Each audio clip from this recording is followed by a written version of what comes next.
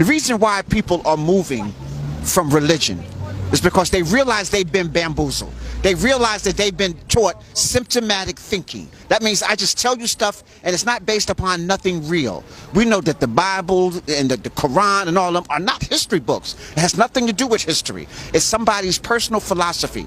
And what people are finding out is that what they thought they loved about Christianity, what they thought they loved about Islam, is ancient Kemet. The teachings that's coming from ancient Kemet. So as more people begin to study ancient Kemet and start learning the truth, start learning about who they really are, is that these people who created civilization are their ancestors, and those ancestors are still with us. Those ancestors are in our DNA. So that's why there's so much programming to keep you in the matrix. I want to keep you singing to Jesus. I want you on your knees 5 times a day praying to Muhammad. I want you doing everything to stop you from thinking about who you are and how powerful you are. And when you see these images of ancient Kemet, you see yourself. So let me just say this again. People are moving to Kemetic spirituality because, number one, it's not a religion. I'm not putting you in another box. I'm not taking you from the frying pan into the boiling water. When you're in this box called religion, your culture and your ancestors are become irrelevant. In fact, you almost can't be faithful to your religion and still worship your African ancestors and culture. That is true. So that is suicidal in itself. Anytime your former enslaver gives you your religion, that's a problem. You are a continuation of your ancestors. You see, the ancestors aren't somebody in the graveyard or at the cemetery. The ancestors is a continuation of you in your DNA. They're with you. So what's so deep, Rich, is that your ancestors from the beginning of time is still walking with you every day. And you have the ability to tap into that information. So that becomes extremely dynamic. The idea that these ancestors are walking with you right now, and they are guiding you, giving you inspiration.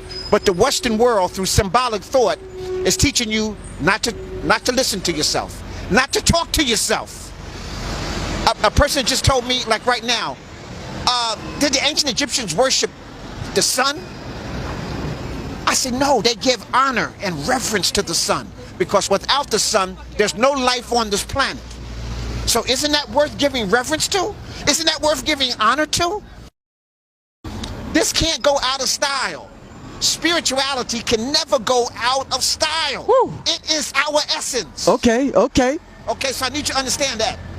It's not, spirituality isn't a man-made thing. Religion is a man-made thing. I'm putting you in a box so that I can control you. Some people say man created God. Man did. God is a man creation. You notice when I'm talking about Kemetic spirituality, I never mention no God. Right. God, man created God in his own image. And listen to when you look at the Bible, Rich, God is a jealous God. Yes. God chose people over another people. That sounds like some man stuff. That sounds like a twisted man who got a God complex. And he's ego tripping. And he creates them and he puts women, everything is her fault. Not understanding that he came from this woman. It always amazes me that you can tell me that woman came from a man's rib. How can somebody believe? See, that's the symbolic thought. What you got there? What's that?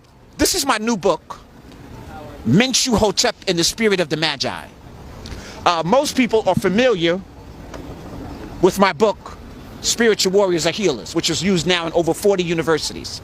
It is used under African studies, spirituality, and philosophy. You notice I said spirituality, because spirituality frees you from the box. It says that the Creator exists within me. That we are divine human beings. We are divine spiritual beings having a divine human experience. You are not your body. You are your consciousness. So spirituality is trying to raise your conscious level so that you become one with this whole planet, become one with nature. See, let me say something else. Spirituality is always trying to keep you in tune with nature. Religion is trying to control nature. It's outside of nature. Give me an example how religion is trying to control nature. Let me give you an example. When I talk about the nature is your heartbeat. The nature is a water drop. The nature is the ocean. The nature is the earth. The nature is your breath. The nature is all that can be conceived of, and that which cannot be conceived of is still part of the nature. Now, did you define God like that? God is a bug. No, I don't think so. I don't think nobody. But I define that's part of the nature. And that I am the nature. People get upset. Like if you said, I'm God, people can't even handle that. But if you say, I'm part of the divine nature, and I have the will and the ability that's unlimited. A man is as he thinketh. A woman is as she thinketh. If you think on a high level, you vibrate to a high level. But didn't Jesus say in the book, if you're following it, that you are capable of doing all those things that I do and even more? And more. And more. And more. So that's what I'm talking about. He was talking about spirituality, not religion. On this relief, brothers and sisters, you can see many concepts where they came in, as I said, like scavengers and picked different pieces. On this particular relief, you can see where the Western world through Judaism took a piece of a concept of the creation story from. You can see where the Greek philosophers took a concept of Greek philosophy from.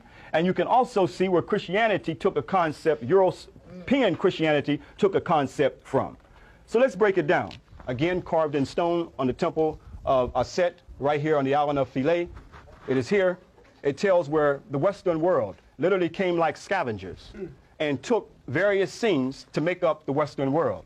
And one of those scenes is we see that Hermes Trismegistus in Greek mythology, they literally took it from Tahuti.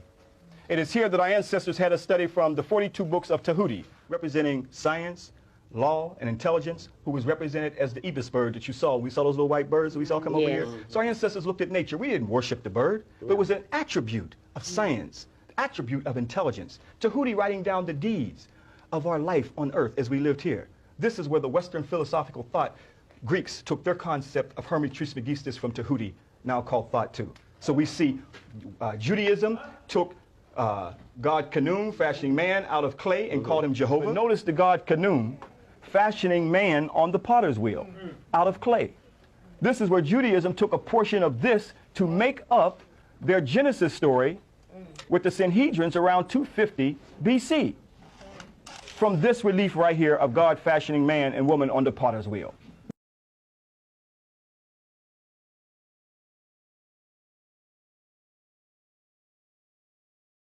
And they took other concepts of Atum from Heliopolis, creation story, or the city of On, to make up their Adam as a man, when actually it was Atum the son.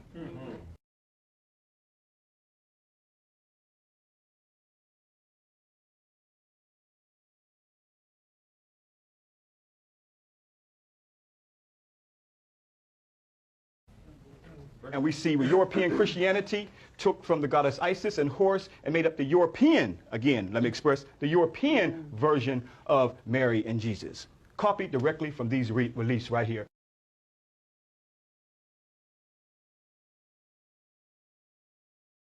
So you got Greek philosophy, where he took from Tahuti and called it Hermes Trismegistus.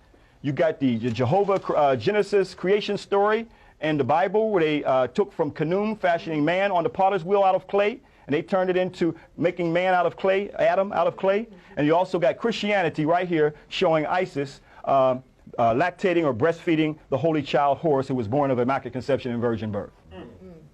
Three concepts just from this one relief. You see, all carved in stone.